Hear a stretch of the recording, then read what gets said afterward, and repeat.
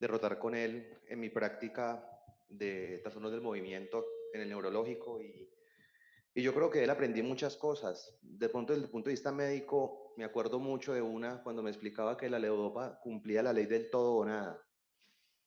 O usted activa el efecto de la levodopa con una dosis o con una dosis media no la activa. Eso me acuerdo que le entendí en esa época.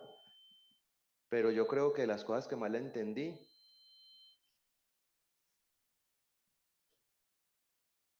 o que más le aprendí es nunca estar mal geniado, ¿no? De esa todavía me falta. Yo creo que la gente que conoció al doctor Buritica nunca lo vio bravo y, y podía estar tarde en la consulta y llega tranquilo, relajado. Y a todos los pacientes los veía igual, con el mismo cariño y con el mismo profesionalismo. Entonces yo creo que me quedo también con eso de él. Y bueno, vamos a hablar hoy de un tema que los que saben y me conocen me apasiona, que es el manejo, pues, o hablar de dolor de cabeza en general. Y por encima de explicarles acá el tema, que también está en el libro y que también están en todas las publicaciones, quiero que tengamos en cuenta algo que es esta primera parte. Cuando uno dice el mejor dolor es el dolor ajeno, porque no es el de uno. No sé de quién es esa frase. Es más, no sé si alguien la habrá dicho, pero la gente que me conoce sabe que yo la digo todos los días. Pero cuando empiezo a buscar como similitudes de esa frase, ¿qué dice la gente? Pues encuentro que también hay gente que decía algo parecido a lo que yo digo que el mejor dolor es el dolor ajeno. Dicen, el sufrimiento solo se comprende plenamente cuando es propio. También sí. Que también se decían por acá, tenemos fuerza suficiente para soportar los males ajenos. Y por último, Nietzsche decía, el dolor del otro siempre se relativiza. ¿Qué pasa con esto? Las personas con dolor de cabeza sufren, las personas con migraña sufren. Y somos los médicos a los que buscan las personas para que intentemos en cierta forma salvarlos o ayudarles. Y si no encuentran en nosotros una empatía o no encuentran en nosotros esa persona que tiene el deseo de ayudarles, pues sencillamente no vamos a hacer nada. Esta es una condición que afecta a muchas personas y que produce una discapacidad muy alta. Acá podemos ver, por ejemplo, un video corto. Si quiere lo pueden adelantar un poquito ahí en el máster de cómo es el tratamiento preventivo de la migraña en Mozambique. Si quiere lo pueden adelantar. Yo creo que en este momento tenemos herramientas más tecnológicas, más poderosas. Le pueden poner si quiere volumen. La gente como, esto es verdad, ¿no? Eso es de verdad. Si quiere poner un poquito de volumen, porque es un ritmo, siento yo también. Cuando empezamos a hablar de qué es la migraña, es una pregunta que siempre le hago a las personas, estudiantes, médicos, neurólogos, y a veces cabe difícil entrar a una respuesta concreta. Yo les quiero decir que la migraña es una condición genética, tiene una implicación genética muy grande, es crónica, es incurable, eso es importante saberlo, no se cura, pero sí se controla, y es una enfermedad que, aunque se caracteriza por tener dolor de cabeza, no es el único síntoma. También tiene síntomas autonómicos, tiene síntomas sistémicos y tiene otros síntomas neurológicos como pues, el aura, por ejemplo. Y también es una condición que afecta a la persona en todas sus esferas, tanto familiar, profesional, laboral, etcétera. Y lo podemos ver entonces acá en esta diapositiva. Hay mayor comorbilidad afectiva en las personas que tienen migraña, principalmente en los que tienen migraña crónica. O sea, la persona sufre, la familia sufre, la pareja sufre. Y cuando se ponen a ver en cuenta de los años vividos con discapacidad, la migraña es la segunda causa de años vividos con discapacidad, solamente superada por el dolor bajo de espalda, pero es la principal causa de discapacidad en mujeres menores de 50 años. O sea que si una mujer alguna vez en la vida va a tener algún grado de discapacidad joven y en su edad productiva y reproductiva, lo más probable es que sea por migraña. También sabemos que afecta, como les decía, todos los aspectos. En la parte laboral, las personas tienen temor a decir que sufren de migraña porque creen que las van a echar del trabajo o porque no van a urgencias, porque si van muchas urgencias, de pronto pues, les hacen un proceso laboral y se retienen del trabajo. En la parte de los hijos, también sabemos que la crianza se ve afectada. Los hijos de papás con migraña tienen menor desempeño académico que los niños de padres sin migraña. Y por último, también en la parte de relaciones personales, casi la mitad de las personas con migraña dirían que podrían ser mejor pareja si no tuvieran el antecedente de migraña. O sea, hey, vamos a cine. No, porque tengo dolor de cabeza. Vamos a rumbear. No, porque tengo dolor de cabeza. Hey, vení, vamos a la finca. No, porque tengo dolor de cabeza. O me da temor de tener dolor de cabeza. Entonces es una cuestión que también afecta mucho, no solo a la persona, sino toda la gente del tiempo, que la rodea. Cuando hablamos de manejos preventivos, tenemos un arsenal grandísimo y una historia larguísima, que empieza inclusive desde el 62 con la metilsergida, y de ahí nos vamos yendo por todos los preventivos orales que son claramente o clásicamente conocidos: el propanolol, la mitriptilina, el ácido valproico y el topiramato. Cuando llegó el topiramato fue el primer preventivo oral en el que empezó a notar que, uy, vamos bien, vamos por buen camino. Y fue el primer preventivo oral aprobado para el manejo de la migraña crónica. Entonces, en esa época hubo como cierto alivio o cierta esperanza, porque muchas personas sentían alivio sintomático, pero a expensas en muchos casos de efectos secundarios indeseables. Y de ahí pasamos al 2010, cuando se aprueba la toxina botulínica con los estudios PREM 1 y PREM 2, y hasta acá todos los medicamentos que se usaban para la migraña no eran diseñados para la migraña, sino que eran medicamentos que se usaban en otras condiciones o en otros diagnósticos, y se notaba que tenía cierto alivio del dolor de cabeza, pero solamente hasta el 2018, que empiezan los monoclonales, ahí donde empezamos una nueva era en el manejo preventivo de la migraña, en el que salen moléculas que son diseñadas específicamente en la fisiopatología de la migraña, específicamente en un target, en un neuropéptido que es el CGRP, y ahí cambia toda la historia de la prevención de la migraña. Es la primera vez que empezamos a hacer las cosas sabiendo lo que estamos haciendo, impactando directamente en la fisiopatología de la migraña. Después llega una época que también tenemos ahora muy de moda, que son los gepantes, primero con el urogepan, en el 2020 con otro monoclonal que es el eptinezumab, y el rimegepan, y por último el sabegepan y el atogepan. Entonces, hasta el 2018, para atrás, todas las moléculas que se usaban en dolor de cabeza eran adoptadas de otras condiciones y otros diagnósticos que se dan cuenta que servían. Pero del 2018 para acá ya empezamos una era en la que sabemos qué es lo que estamos haciendo, sabemos lo que estamos impactando, y se vuelven moléculas con un target muy preciso. También ahora, si bien estamos en la época del CGRP, de bloquear el CGRP, pero también hay otros neuropéptidos que están en desarrollo, como son monoclonales contra el PACAP, por ejemplo, o sustancias contra el péptido intestinal vasoactivo, porque no toda la migraña la podemos limitar definitivamente a un síndrome de secreción inadecuada de CGRP. ¿Qué pasa con los preventivos orales? Hombre, lo hemos usado toda la vida. Todos hemos usado propanolol, topiramato, nimodipino, flunaricina, ácido valproico, etc. Pero cuando le damos estos medicamentos de 100 pacientes al año, 83% lo suspenden.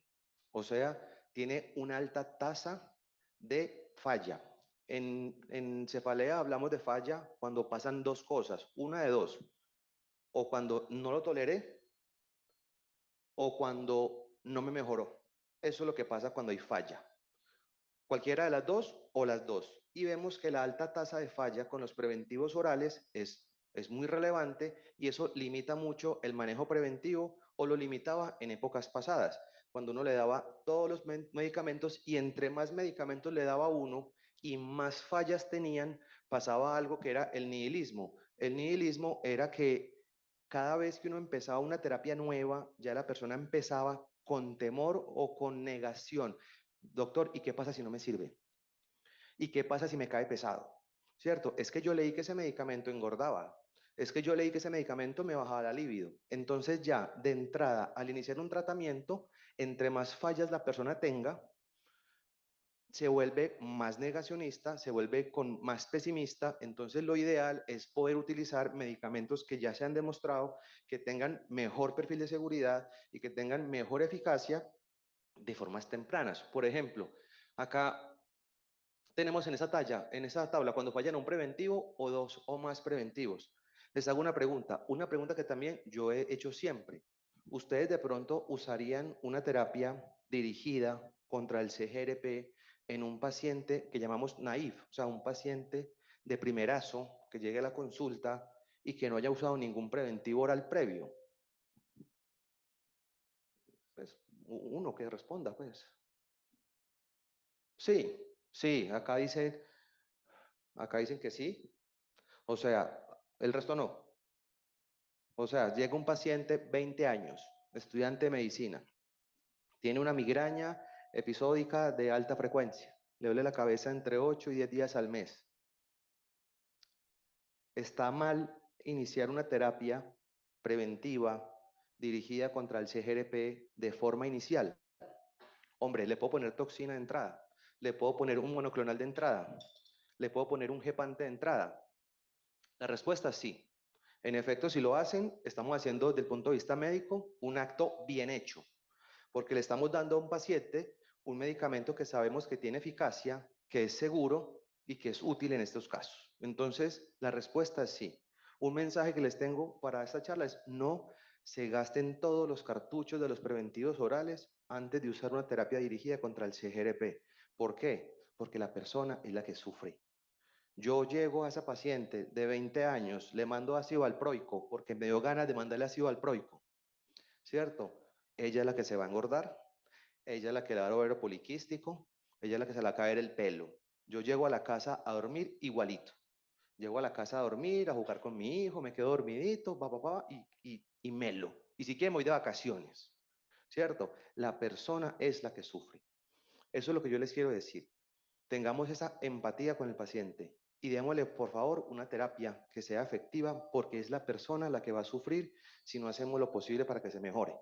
Entonces, veamos este caso.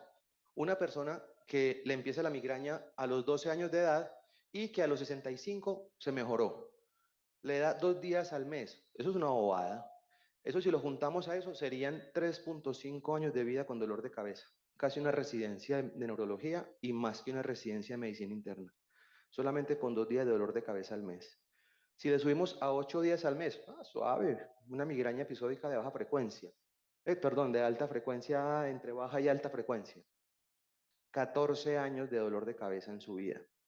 Y si vemos algo que vemos todos los días, el que le duele la cabeza 20 días al mes, tiene 35 años de dolor de cabeza en su vida. Esto es insoportable. Esto la gente no lo tolera, no lo aguanta. Y la gente nos busca buscando una solución. Entonces, bien, estas indicaciones de manejo preventivo han cambiado en el tiempo. Antes se basaba mucho en la frecuencia, en la intensidad, en la duración, y casi todos los estudios hablaban de eficacia teniendo en cuenta esas tres variables. Ya tenemos unas indicaciones más grandes, más amplias, pero que son como muy lógicas, en el que no solo se toma en cuenta la frecuencia o la intensidad, sino el impacto en la calidad de vida. Y lo podemos ver en diferentes guías, todas hablan casi de lo mismo, el impacto en la funcionalidad e inclusive que tenga síntomas interictales.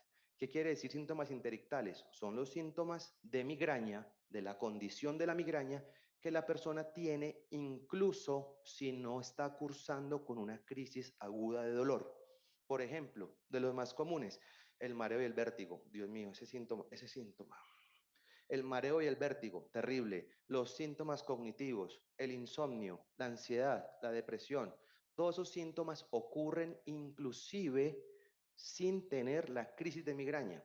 Y ya las recomendaciones hablan que las indicaciones no solamente se deben basar en frecuencia, intensidad y duración, que aunque se tiene que hacer, no es lo único, pero que también toman en cuenta lo que es la calidad de vida y la funcionalidad. Muy bien. ¿Cuándo un tratamiento preventivo es exitoso?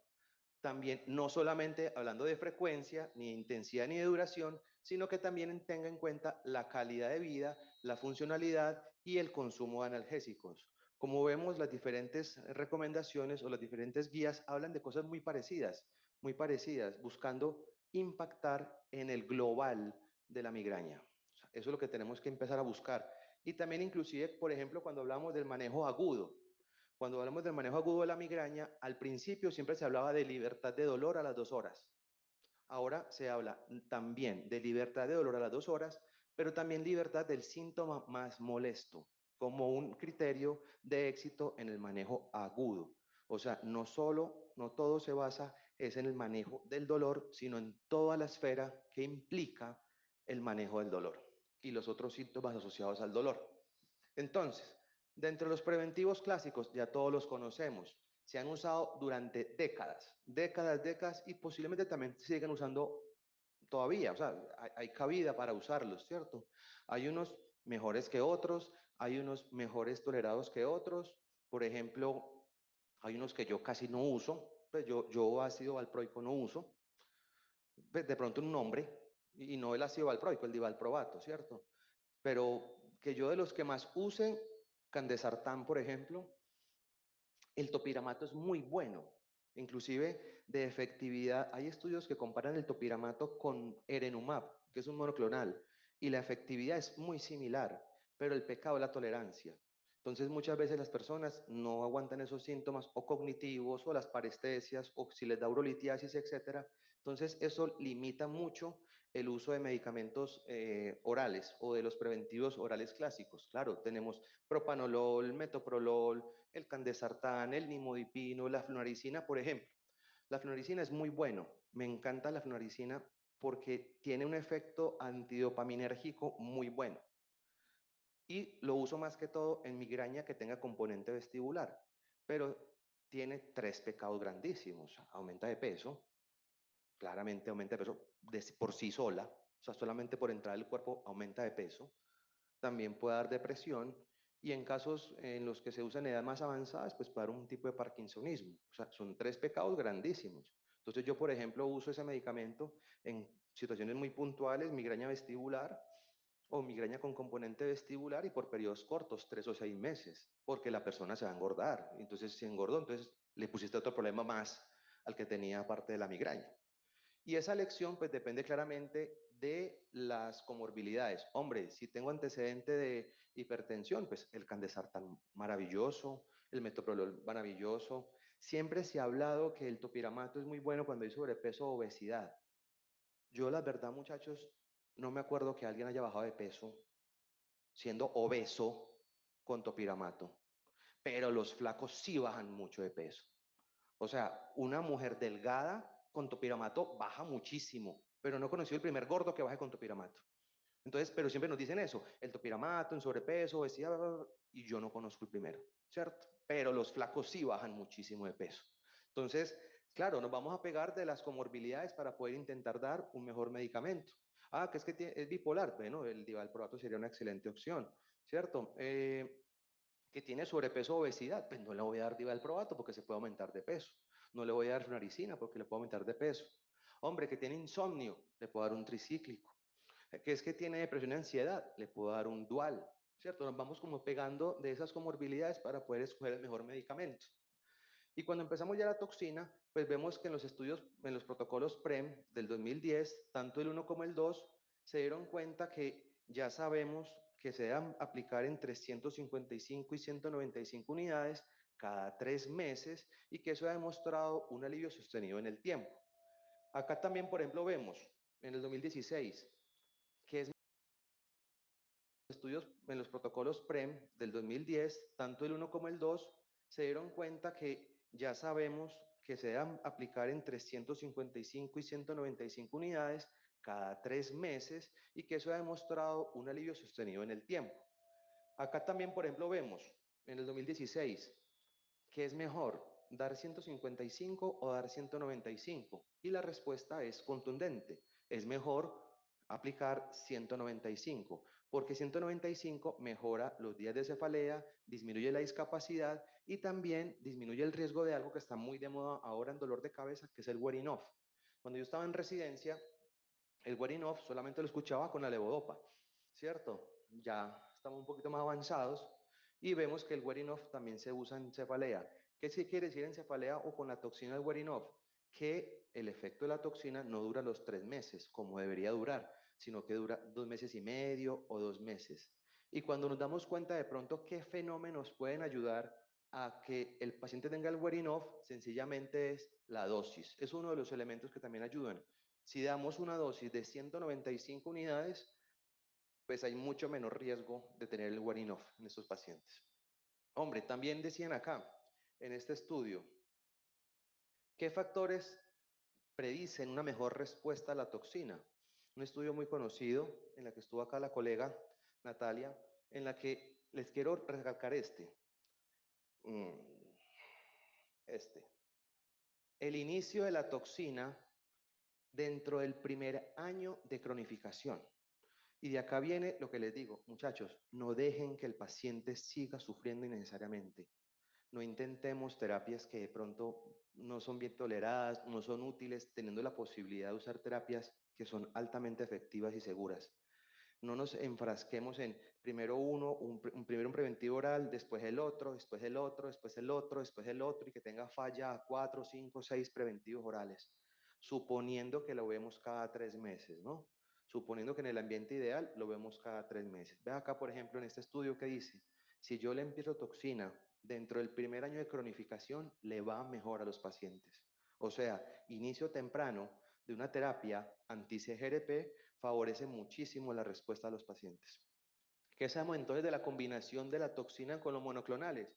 La primera vez que se habló de eso fue en el 2020, en el que decía, ve, mira, debe servir, porque la toxina bloquea el CGRP en las fibras C, amielínicas, y los monoclonales la bloquean en las fibras A delta. Entonces, si yo bloqueo el CGRP por una vía y después le sumo y la bloqueo por otra vía, pues en teoría me tendría que servir más o tendría que tener más alivio. Y en efecto eso se vio. Muchos estudios han demostrado que combinar las dos terapias absolutamente seguras se pueden usar sin ningún problema y que son resultados que son sostenidos en el tiempo y que la mejoría es evidente. O sea que una buena opción también es aplicar estas dos terapias combinadas. ¿Cuándo las podemos aplicar? Cuando con la toxina sola la persona no siente mucho alivio, ni cuando con los monoclonales sienten mucho alivio. O sea, cuando que le hace falta un poquito más de cañaña en la mejoría con una terapia o con la otra, se pueden combinar. Se habla en la literatura que aproximadamente un 30% se beneficiarían de tener terapia combinada. ¿Qué hay de nuevo con la toxina? Pues bueno, en el artículo del 2024 de los gringos la ponen y dicen que puede ser primera línea. En efecto, los gringos dicen ahí que las terapias anti-CGRP son consideradas de primera línea en todos los pacientes que tengan migraña. Si bien sabemos que el precio también influye y toda la parte costo, pues, de costo, pero no es una indicación médica retrasar el inicio de las terapias anti-CGRP. También entonces se dice aquí que la toxina se debe aplicar cada 12 semanas, que es actualmente solamente para migraña crónica y que no tiene todavía beneficio en migraña episódica. En el embarazo, ¿la toxina se puede usar en el embarazo? Claramente sí, es absolutamente segura. Se puede usar sin ningún problema en el embarazo y en efecto la aplico mucho, la mando mucho porque se ha demostrado que las personas o las maternas con migraña crónica sufren más y el bebé puede sufrir más con el consumo tan alto de analgésicos de la mamá durante la gestación por la migraña que simplemente por el hecho de tener la toxina. O sea que no hay ningún problema de dar toxina botulínica en el embarazo. Ahora también con los monoclonales. Hombre, se demostró que inyectarse CGRP por sangre yugular empeoraba el dolor de cabeza. Entonces, bloquear el CGRP se demostró que también tenía alivio para el dolor de cabeza. Entonces, los monoclonales también serían una excelente opción, principalmente porque son mejores tolerados que los preventivos orales clásicos. Entonces, se puede usar también sin ningún problema. La única, de pronto, contraindicación hasta ahora en usarla en una mujer que quiere quedar embarazada o que está embarazada porque no tenemos todavía mucho conocimiento de qué pasa en el embarazo con esta condición. También se debe usar también de primera línea, sin ningún problema. Predictores de buena respuesta al galcanezumab, hay varios, pero quiero decirle uno muy puntual, que es el sobrepeso y la obesidad. Se ha demostrado que inclusive con la toxina botulínica, el sobrepeso y la obesidad es un factor en el que la persona no mejora igual. Entonces, se habla de un estado proinflamatorio constante a nivel corporal que permite que no tenga la misma respuesta. Ya para ir acabando entonces con los gepantes, que son la última molécula que tenemos disponible. En Colombia tenemos una, el Rimejepan, ya viene la próxima en el transcurso del año, que es Atogepan, y el Rimejepan tiene la doble condición de ser analgésico y preventivo. Cuando lo usamos como preventivo, se debe usar de forma interdiaria, un día sí, un día no, un día sí, un día no. Y el Atogepan sencillamente es una tableta al día, sin ningún problema, pues no interdiario. ¿Qué ha demostrado entonces esto? Que son seguros y que son bien efectivos y bien tolerados. Ahora bien, ¿cuál de los dos es mejor? ¿Monoclonales o gepantes? Y la verdad, en el estudio que hay, en el que compara Rimejepan con Galcanezumab, la verdad que la idea es lo mismo.